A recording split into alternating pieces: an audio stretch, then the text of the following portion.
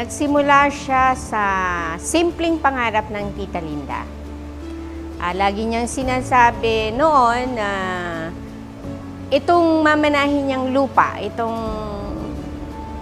lugar na to, balak niyang magtayo ng maliit lang na chapel. Yung pangarap niya na ang ibang tao, pag daw may problema, may matatakbuhan bang lugar.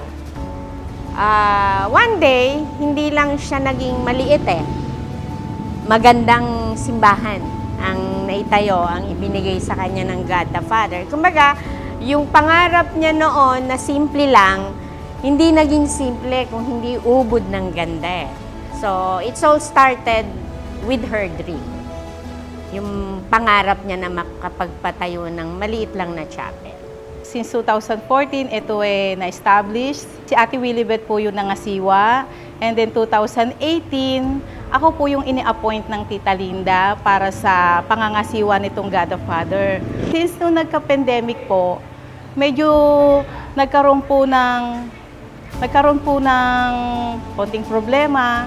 Unang-una sa financial, nagagampanan naman po namin paunti-unti. Pero yung totoo kulang na kulang po talaga. Kaya sana mas marami pa tayong benefactor or kaya mga sponsor. Kasi dito sa Pilipinas, napakahirap po talaga. Okay, open naman po ang simbahan sa mga tao dito. Kasi talagang ini-invite namin sila dito. Kasi naglalakad naman kami para mag-invite. Ang ano lang sa kanila, na-oo sila pero hindi naman sila na-oo.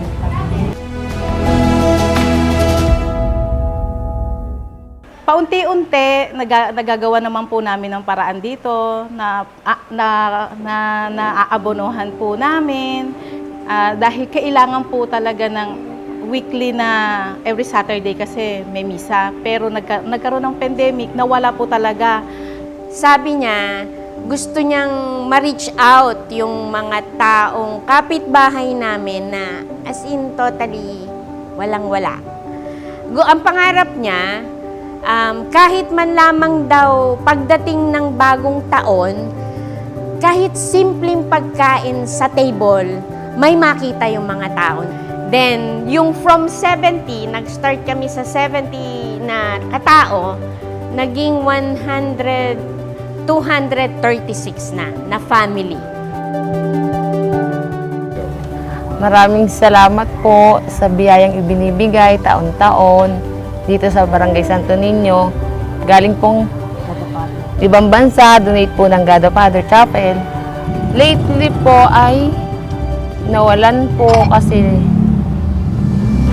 medyo naghirap po talaga ang naiiyak ako Sana po maibalik. That ang pinakahuling pagbibigay namin is 2018. Kasi nag-start na ang pandemic ng 2019. So, nag-stop na siya. Marami pong salamat sa tumutulong po sa amin, sa nagdo-donate po para sa aming kasiyahan dito sa God the Father. Tapos po, sana po maituloy uli sa amin yung biyayang binibigay po na tulong sa amin. Maibalik lang ulit yung dating pangarap ng Tita Linda. Kasi siya naman ang nag-start ng pangarap na yan Yung pangarap niya, pangarap din namin Kasi pinalaki kami ng lola namin, ng nanay nila. Tinuruan kami, start from lola, na nakikita namin ng lola na pag may humingi sa kanya ng tulong, nagbibigay ang lola ko. Isusubo na lang ng lola ko, hahatiin pa niya yan, ibibigay niya pa yun sa tao.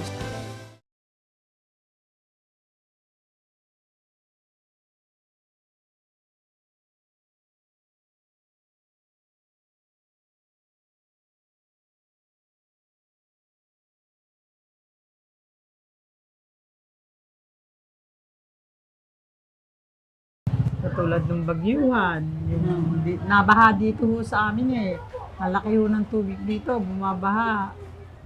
Itong ano hanggang sa... Hindi dito noon eh, hanggang dito daw eh.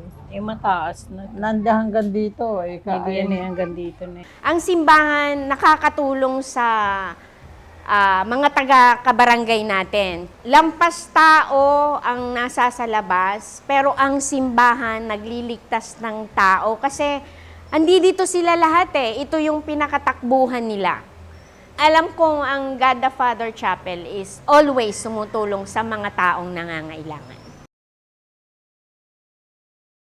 Gusto ko nga magkaroon ng yung member na rin ng Mother Butler, LCM, para para merong may sariling ang simbahan. Siyempre, ang unang-unang challenge namin doon sa yung pagsisimba, hindi mo naman lahat ng tao mapiplease mo para magsimba. Pero ngayon, mga bata, halos karamihan ng mga nagsisimba, panay bata. Pero happy kami pagka simbang gabi kasi sobrang dami talaga nagsisimba. Sana po ituloy-tuloy ang inyong pagtulong para po sa ating simbahan, God the Father. Sana po para mas ma-sustain natin yung needs ng simbahan natin na God the Father, sana mas may maging suporta unang-una sa financial kasi mahirap po talaga ang buhay. Maraming po salamat dyan po sa New York, mga nag-donate at sa mga magdo-donate pa po. Sana lang po may mga sponsor na gusto pa po na matulungan ng God the Father sa mga pangangailangan pa po, na ibang pangangailangan. Sana po matulungan niyo pa po kami dito. Maraming salamat po kay Tita Linda at sa mga mabubuting puso po na tumutulong at tutulong pa po para sa God the Father. Sa mapagpalang araw sa ating lahat at welcome dito po sa ating God the Father Chapel dito sa Barangay Santo Niño sa Biñan City, kung saan ang komunidad ay nagsisikap na tumugon ayon sa kalooban ng Diyos sa pamamagitan ng pagsasabuhay ng pananampalataya. Kaya napakahalaga po ng pakikibahagi ng bawat isang naglilingkod at lalo tigit ng mga taga rito sa Barangay Santo Niño na patuloy at nakikiisa sa pagdiriwang ng misa at lahat ng mga gawain dito po sa ating kapilya ng God the Father. Kaya ang aming pong taus-pusong pasasalamat sa patuloy na sumusuporta upang mapanatili ang kapilyang ito, matagunan ang iba't ibang mga pangangailangan at sa mga patuloy pa na nagnanais na maging bahagi. Pagpalain po tayo ng Diyos, pagpalain kayo ng Diyos saan man po kayo naroon at lalo tigit sa mga nasa Amerika, nawa tayo patuloy na ingatan ng Diyos. Maraming salamat po sa inyong lahat.